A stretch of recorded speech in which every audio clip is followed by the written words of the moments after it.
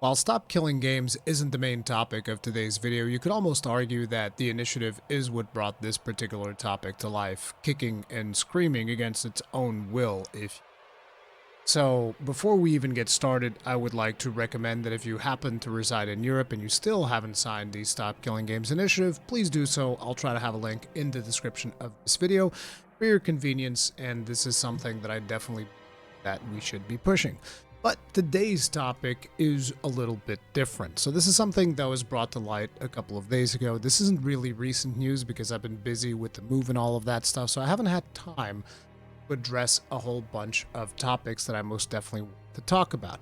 But it is the EULA of Ubisoft. Now, the title of this video is probably going to be something in line with EULAs are stupid or EULAs are dumb or something along those lines, because they are dumb and they are kind of stupid, but that doesn't mean that we shouldn't expect them to at the very least be reasonable. So this is a EULA for Ubisoft, and unlike what might be the perception of some people, this is not something that was changed recently. This hasn't been changed as a response to the Stop Killing Games initiative. This was actually changed, I believe, at some point last year or the year before that. So it's not something that is recent, but not only that, it is something that is actually fairly standard, as we're going to see a little video. But anyways, let me read over this particular section of the EULA for you guys, which is the most important one. Section 8, Termination. The EULA is effective from the earlier of the date you purchase, download, or use the product until terminated according to its terms. You and Ubisoft or its licensors may terminate the EULA at any time for any reason. So what does this mean? They can terminate this EULA themselves at any time for any reason, whenever they feel like it. Maybe they just go like, you know what, I just don't like this guy's name. Or I don't like the fact that he's got green eyes. Or I don't know. They can pick literally any reason. They can just like, yep, terminating the EULA, you're done, whatever. Not that it matters because EULAs are not legally enforceable. But they then go on to say termination by Ubisoft will be effective upon notice to you or termination of your Ubisoft account, if any, at the time of Ubisoft's decision to discontinue offering and or supporting the product. This EULA will terminate automatically if you fail to comply with any of the terms and conditions of this EULA. Upon termination, for any reason, you must immediately uninstall the product and destroy all copies of the product in your possession. And this is the part that everybody just kind of like lost their mind. So if I happen to have, like, let's say if some people have a physical copy of The Crew, right? In accordance with the EULA, due to the fact that they've decided to discontinue The Crew, because it says here, if any at the time of Ubisoft's decision to discontinue offering and or supporting the product, the EULA will terminate. So basically, now that Ubisoft has terminated The Crew, according to this EULA, which, by the way, you automatically agree by just, using the product, according to this EULA, you now have to go ahead and break your DVD of The Crew, which is completely asinine. Like, who are you? Like, what would give you the right? Which, again, it doesn't really matter because EULAs are not legally enforceable, but just like the audacity people to write this. But the most interesting thing to me, because like this is something that I would expect from Ubisoft. Now, I don't really read EULAs, and nobody should really read EULAs. EULAs are stupid to begin with. It's not something that, I mean, they give you a big wall of text like, brother, I come home from my 9-to-5 job and I like pick up this game that I bought. It's like the last thing I want to do is the homework of having to read through this legal agreement of some sorts to try and figure out like, oh, are they trying to screw me over? Am I selling my soul to this company because I've accepted to play this video game?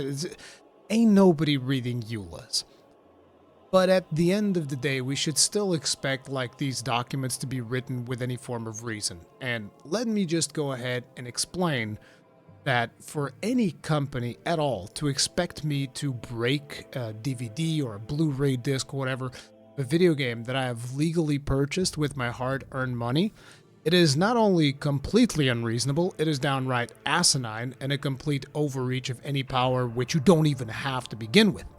So this was obviously very frustrating. I was not aware that this was in any EULAs, but I was made aware of this fact when people started discussing this. This was like a week ago or something that people started talking about this. And since then, people have also stated that, oh, there's actually quite a few more games that do this. So I was trying to look for a list, and I found this Reddit post here by Max Pantera, who went ahead and collated a bunch of EULAs that ask you to destroy all of your copies of a video game. And you might just be surprised at the amount of, all of the people that actually use this. So obviously Ubisoft's at the very top because they were the ones who kind of like got the ball rolling with this particular discussion. But then we have Larian. And Larian is interesting because he does add this little disclaimer here that says, while they do have that clause, they also specify that only you can end the agreement because you have to notify them if you want to terminate the agreement. This means that the clause will not have any effect as long as you don't terminate it. But if I'm not mistaken, this is actually incorrect because I was going over it and there was like changes to the pact. We give it an opportunity to review and accept the revised pact. They call it a pact because, Larian isn't taking this any seriously because, as they shouldn't, because EULA is not really serious. So they call this thing like, also known as our cursed pact. So already here, Larian is just like, pay no attention to this. This doesn't matter for anything. We don't really care. But they do say that, where was the termination thing? Changes the pact, transfer, termination. You may terminate the pact at any time and for any reason by notifying Larian studios that you intend to terminate the agreement. Upon termination, all licenses granted to you in this pact shall immediately terminate, and you must immediately and permanently remove the game from your device and destroy all copies of the game in your possession. As you can see, this is a fairly bog standard thing that a lot of people actually do have. And then they did say that in the Reddit post, it's like, oh, it doesn't really matter because only you can terminate it. But it actually says here, if any revisions of the pact are unacceptable to you or you cannot comply to any term of the revised pact, then you will no longer be permitted to play the game, and we reserve the right to terminate this pact. So basically what they're saying is if they decide to change the pact and you do not accept the changes, they reserve the right to terminate it. So it can also be unilaterally terminated by them, again, if this was a legally binding agreement, which it isn't. So disclaimer here, in my opinion, is not really that important because it's the same box standard thing as Ubisoft. Now, for those of you that might be wondering, like, who the hell is Larian and why is this relevant to the conversation? Because maybe you're not as permanently online as some of us are. Larian are the developers behind Baldur's Gate 3, which again, like I said, they're not taking this EULA any seriously, so it's not something that we have to worry about. I would worry more about Ubisoft and some other shady companies. We have Death Stranding from Kojima Productions. We have Bethesda with The Elder Scrolls 4 Oblivion. I'm assuming this is the remaster, but yeah, we also have Call of Duty, and Activision has this box standard. Doesn't surprise me. Even Elden Ring has this. I checked some of them. I'm not going to go through the trouble of checking all of them because, the user here has already done most of the legwork. So yeah, thank you very much to Max Pantera. But basically, it's just something that bothers me, that companies are so comfortable just putting this on a document, which they're not going to be able to enforce regardless. But it just, you keep wondering, like, why is this such an adversarial relationship? And it's stuff like this, right? It's stuff like this where you're not taking our best interests at heart.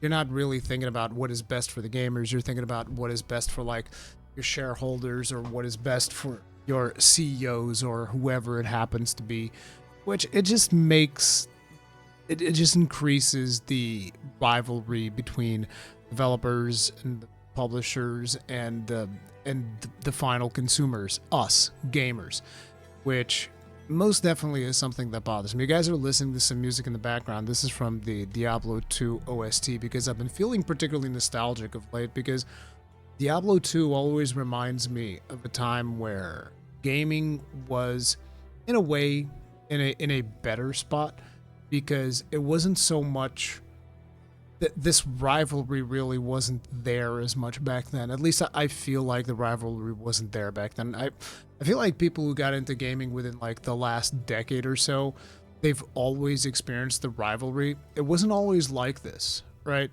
The gaming community was a community where it was just really cool for us all to be passionate about games.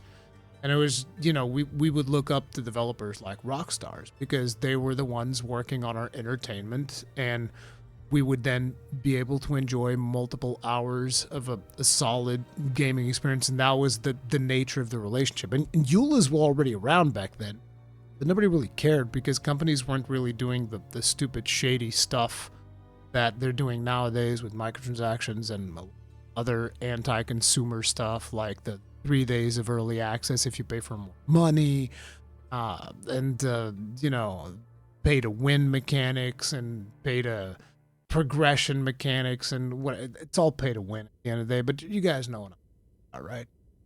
And it's just so incredibly frustrating that it takes us going to initiatives like Stop Killing Games to ensure that we even preserve these games, because the companies themselves aren't even interested in preserving the games, because they're like, oh, this might actually be a competition for us in the future if we decide to do like a remaster or something. And it's like, bro,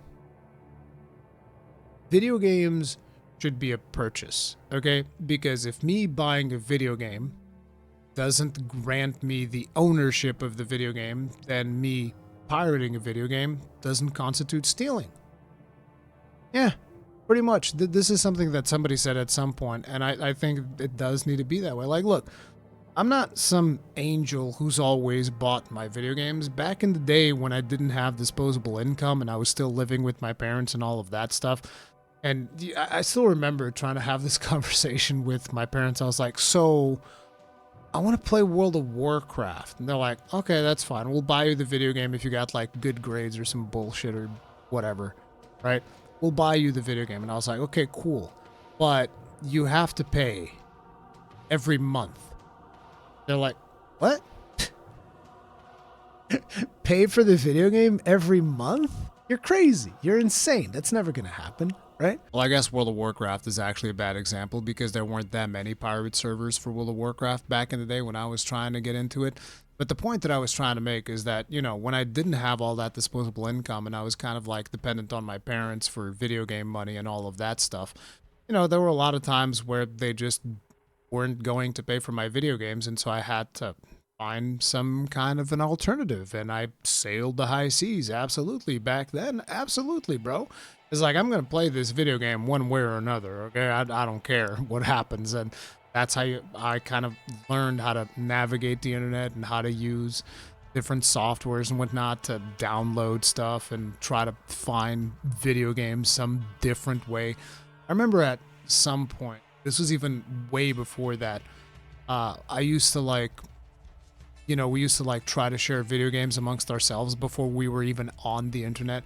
There would just be one big pile of discs, 3.5 millimeter, 3.5 millimeter floppies, right? Which is the save icon that a lot of people don't even know what the save icon is. It was based on a 3.5 millimeter floppy. I remember that was Destruction Derby was 40 of those suckers or 46 of them or whatever. And if one of those happened to be corrupted, you were screwed. The game would not work. But I remember having those big boxes of discs that I would take over to my friend's place, and then you would have to use the unzipped software, which at the time was ARJ was the name of it. It was this ARJ software that you would use to basically decompress, and it would ask you for this. It was insert disc number 1, insert disc number 2, insert disc number 30. Just me decompressing the whole game. 46 floppies at a time. It was so absolutely ridiculous. But yeah, we pirated the games because we weren't able to get them legally, and it was, we were gonna play these games anyway. And I kind of feel like we're getting to a point where as adversarial as our relationship is becoming with a lot of these companies, that's what a lot of people are going to go back to resorting to. The problem is that now a lot of piracy is a lot less safe than it was back then. There's a lot more viruses because everybody's monetary, your bank account and stuff like that. It's all online. And so there's even more of an incentive for people to do like viruses and stuff like that that can steal your information and harvest all of your keys and keyloggers and whatever. But even though I have a comp side that was like friggin' almost 20 years ago, so if you don't stay up to date with that stuff, it's like all the terminology, it'll hell. But you guys get the point, right? People are gonna play video games no matter what. And this would be a much better relationship if it wasn't this adversarial, because I kind of feel like video game publishers nowadays, they have it so easy because people want to give you money. People really do want to they want to like your games. It's just so weird to me, these price hikes that some of these companies are doing too, like Nintendo going up like $80 or whatever, even though this is kind of like I'm going off on a bit of a tangent, but it's just so weird to me because you could make so much more money by not selling at a higher price. Because the more you price people out of your market, the more people are going to pirate your video game. It's just literally that simple. I would really wish that people would understand stuff like Expedition 33, where this is a small team that worked on this really well-polished game, and they're like selling it for $50 or however much it's costing, and people are buying it in droves because it's worth it. It's like, that's all you got to do. That's all you got. You guys have massive teams. You can do stuff like this. But no, we need a friggin' profit maxing. Everybody's interested in profit maxing, brother.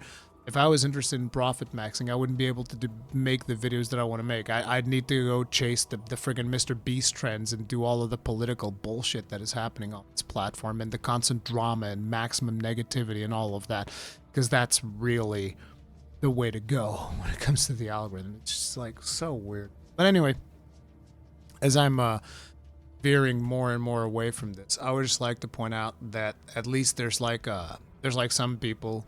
Maybe bro's just trying to get, I don't know how people get assigned to become VPs of the European Parliament, but I don't know if bro's like hunting for votes or whatever, but at least he's pledging his allegiance to the Stop Killing Games initiative. Nicolae Stefanuta, who is a Romanian, he's the vice president of the EU Parliament, signed the Stop Killing Games petition. I kind of feel like I emphasized the Romanian a little bit. It's because I used to play World of Warcraft with Romanians, and they're a rowdy bunch, okay? Like, you do not want to know what their most basic insult is, because it would get this video demonetized. So I'm not even I've explained it on some streams in the past, but I'm not even gonna try to tell you. But like, yeah, their most basic insults that they would tell each other, and that I basically learned through osmosis. Basically, what they used to say is that if you are a Romanian and you can't cuss out another person for 15 minutes straight without repeating insults, it just means that you haven't gotten your driver's license yet. That's how stuff works over there, or so I've been told. I've never actually been. But anyways, it says here, one of the vice presidents of the European Parliament, Nicolae Stefanuta, publicly voiced his support for Stop Killing Games in a major win for the newly minted EU Citizens Initiative. On July 12th, Stefanuta posted a video on his Instagram story announcing that he had signed the Stop Killing Games petition, plans to continue to helping the movement. He said in his video, "I stand with the people who started this Citizens Initiative. I signed and will continue to help them. A game, one soul, belongs to the customer, not the company." And these EULAs need to start reflecting that. Okay, y'all need to stop, adding more fuel to the fire with this adversarial bullshit. Okay, once we buy a video game, we fucking own the video game. Okay, the hell with your goddamn license conversation. I'm not having it. All right, I bought the video game. It's mine. Fuck you. End of transaction. Okay, I bought the fucking thing and now it's mine. That's all that needs to happen. All right. That's how it goes. Okay, when you watch this video, I'm not giving you a license to watch my video. You bought this video with the time that you've chosen to watch the video, and that's it. That's the end of our transaction. Okay? And video games need to be the same thing, whether digital or physical or whatever the fuck. I buy the video game, it's mine.